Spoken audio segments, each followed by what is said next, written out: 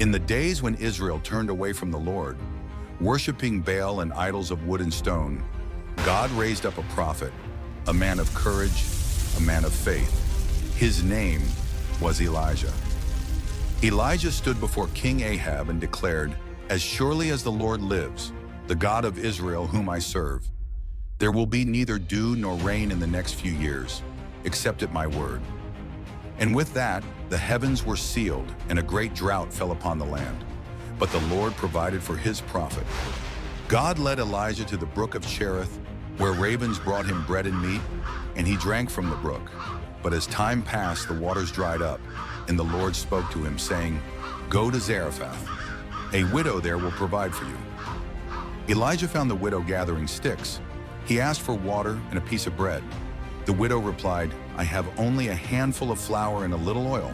I was preparing a last meal for my son and me before we die." But Elijah reassured her, saying, "Do not be afraid. The Lord says your jar of flour will not be used up, and your jug of oil will not run dry until the day the Lord sends rain." And so it was. Day after day, the widow's jar of flour and oil never ran out. And when her son fell ill and died, Elijah cried out to the Lord, and the boy's life was restored. Time passed, and the Lord commanded Elijah to confront the prophets of Baal. On Mount Carmel, before a great assembly, Elijah called out, "How long will you waver between two opinions? If the Lord is God, follow him. But if Baal is God, follow him." He challenged the prophets of Baal to a contest. 2 altars, 2 sacrifices. The God who answered by fire would be declared the true God. The prophets of Baal danced, shouted, and cut themselves, but no fire came. Elijah mocked them. "Perhaps your God is asleep. Shout louder." But still, nothing happened.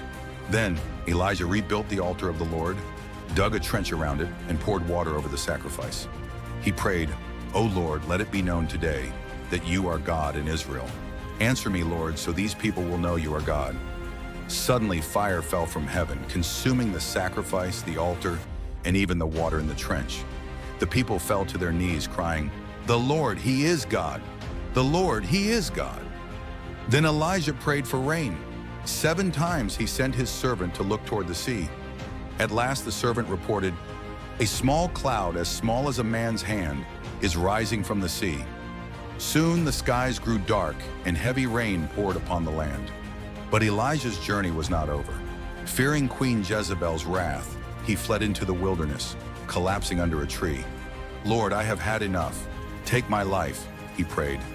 But an angel touched him and said, "Eat, for the journey is too much for you." Strengthened, Elijah traveled 40 days to Mount Horeb, where God spoke to him, not in the wind, not in the earthquake, not in the fire, but in a gentle whisper. The Lord said, "Elijah, you are not alone. I have reserved 7,000 in Israel who have not bowed to Baal. Return and anoint Elisha as your successor." In time, Elijah's mission came to an end. As he walked with Elisha, a sudden whirlwind arose, and a fiery chariot descended from heaven. Elisha cried out, my father, the chariots and horsemen of Israel!" And Elijah was taken up in a whirlwind, never tasting death. His mantle fell to Elisha, and the story of the prophet of fire became an eternal testimony of faith, power, and the presence of the Lord. Elijah's story reminds us that God is faithful, powerful, and always in control. Will you stand for him today?